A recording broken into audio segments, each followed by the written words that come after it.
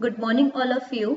And last lecture पे हमने 15 question तक डिस्कस कर लिया था। आज हमारे पास है 16 क्वेश्चन। हम इस वीडियो में सिर्फ एक क्वेश्चन को ही सॉल्व करेंगे, क्योंकि इस टाइप का क्वेश्चन आपका 2020 में भी आ रखा है।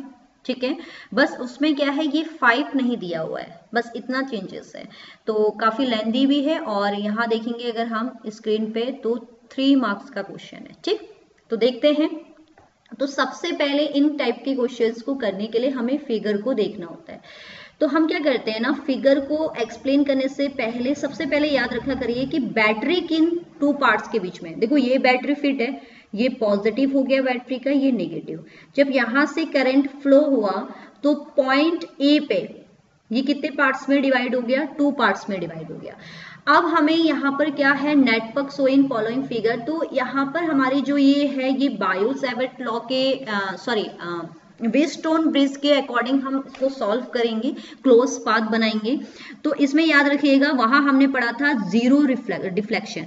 तो जीरो डिफ्लेक्शन की कंडीशन पे इस वाले पे ये जो है बी और डी, इसमें करंट फ्लो नहीं होता है। ठीक है, तो यहाँ तो है ही नहीं। तो जब हमने करंट को पास किया तो करंट को पास करने पे पॉइंट ए पे ये 2 पार्ट्स में डिवाइड हुआ। अब जब यहाँ पर हमारे पास करंट ही नहीं है तो उस कंडीशन पे जो हमारा करंट होगा, अगर मैं इसको I1 ले लूं तो यही करंट आपका यहाँ भी फ्लो होगा। क्लियर है? और जो हमारे पास क्या है, ए से डी की ओर करंट है, वही हमारा डी से सी की ओर होगा। अगर मैं इसको I2 ले लूं तो ये करंट है। तो हमें ये पता चल गया कि जो 10 ओम, ये 10 ओम है और ये 10 ओम है, ये दोनों किस में है, सीरीज में। तो सबसे पहले हम सीरीज मेथड से इसको अकॉर्डिंग करते हैं। R1 इक्वल हो गया R1 प्लस में R2। ठीक है, तो R1 की वैल्यू कितनी आ गई आपके पास, 10 प्लस 10, क्योंकि रेजिस्टेंस का सीरीज मेथड के अकॉर्डिंग ही आप ऐसे सॉल्व करते हैं। तो R1 की वैल्यू आ गई 20 ओम। क्लियर है? ऐसे अगर हम यहाँ देखें, ए से डी और डी से सी, यहाँ करंट फ्लो नहीं है, तो ये और ये दोनों 10 जो हैं, ये भी किस में है, सीरीज में। तो इसको हम लेट कर लेते हैं R2। तो R2 इक्वल में ये भी क्या आ जाएगा, 10 प्लस 10 इक्वल में ये भी आ गया 20 ओम। ठीक है, अब देखिए जो ये सीरीज में है, अगर मैं इस डायग्राम को बनाऊं तो ये ऊपर इस टाइप से बन गया और नीचे कुछ इस टाइप से बन गया। ठीक है, अगर मैं इसको देख लूं तो यहां पर हमारे पास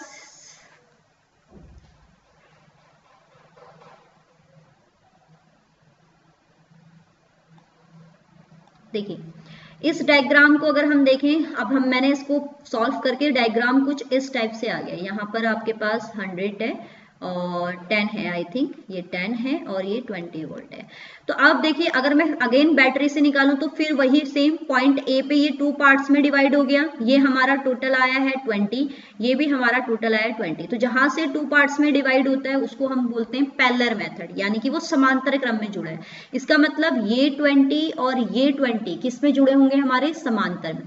और समांतर के लिए क्या होता है, इसको R डैश ले लेते हैं। R डैश 1 अपॉन में 20 प्लस 1 अपॉन में 20। तो ये हो गया 1 अपॉन में R डैश इक्वल 20 और 20 एलसीएम आ गया 20, देन 1 प्लस 1, तो ये आ जाएगा 2/20 यानी कि 1/10। क्लियर है? तो यहां से हमारे पास R डैश की जो वैल्यू आ गई वो आ गई 10। अभी कंप्लीट रेजिस्टेंस नहीं निकाला है।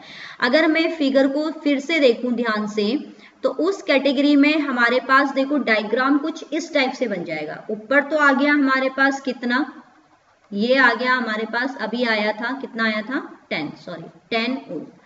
अब यहां से देखो, इसी फिगर को मैं आगे बढ़ा रही हूं और ये हमें दिया है 10 और यहां पर हमें बैटरी दी है।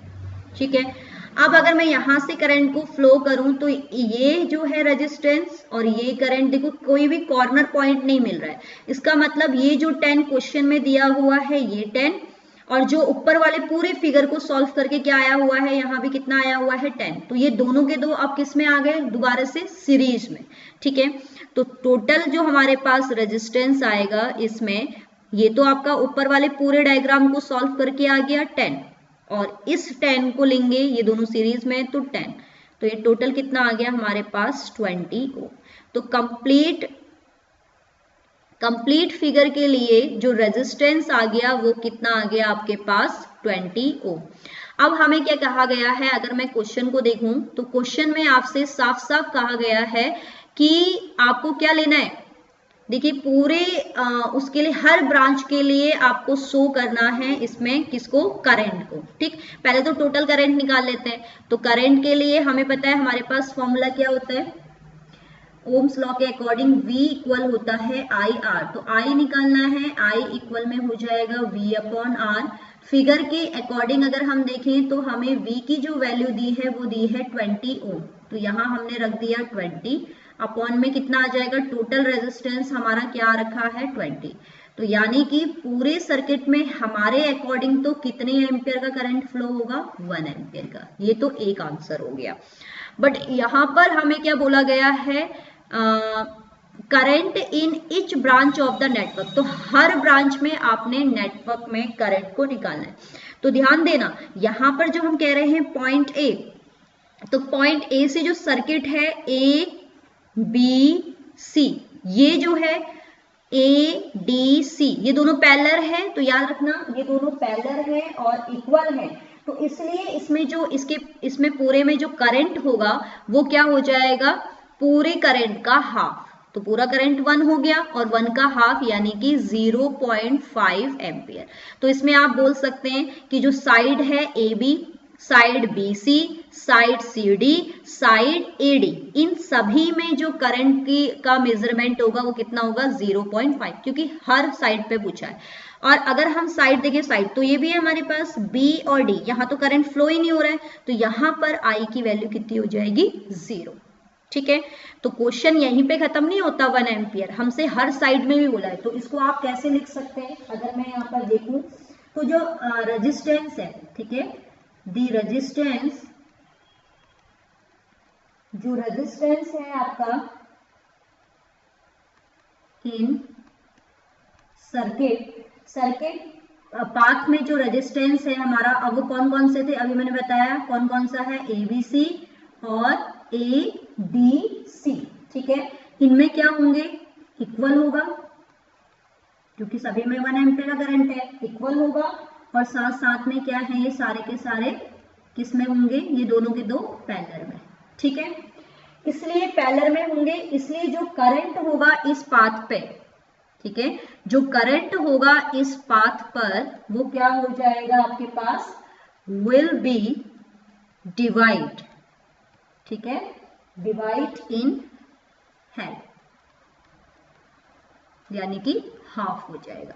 तो हमारे पास टोटल करंट कितना आया है, 1 आया है, इसका हाफ करेंगे तो कितना आ जाएगा आपके पास 0.5 एम्पियर। तो ऑल साइड्स पे जो करंट होगा, यानी कि side of A B, side of A B, B C, C D और डी, इन सब में जो करंट की वैल्यू होगी वो कितनी होगी 0.5 एम्पियर। ठीक है, और जो साइड है, कौन सी साइड, बी डी साइड, इसमें करंट की जो वैल्यू होगी वो कितनी हो जाएगी 0। तो याद रखिएगा 1 एम्पियर में आपका आंसर क्लोज नहीं हो जाएगा, आपने हर साइड पे निकालना है। तो साइड पे हमारा, ऑल साइड्स पे हमारा क्या हो जाएगा 0.5। बस ये जो बीडी साइड है, इस बीडी साइड में कोई भी आपके पास करंट आपको नहीं मिलेगा। ठीक है, तो आई होप आपको ये वाला क्वेश्चन समझ में आया होगा। इसके बाद हम नेक्स्ट लेक्चर पे 17, 18, 19 क्वेश्चन पे डिस्कस करेंगे।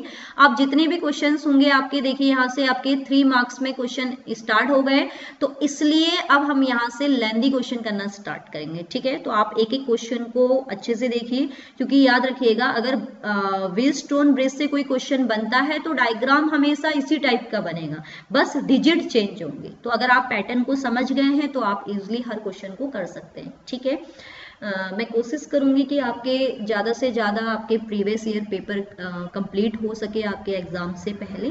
ठीक है, तो मिलते हैं नेक्स्ट लेक्चर पे क्वेश्चन नंबर 17 के साथ। तब तक के लिए बाय बाय। और हाँ, अगर आपको ये वीडियोस अच्छी लग रही हैं तो ज़्यादा से ज़्यादा लाइक और शेयर करिए, जिससे जो भी आपकी बोर्ड एग्जाम के और स्टूडेंट्स हैं उनको भी इसका बेनिफिट मिल सके। ओके।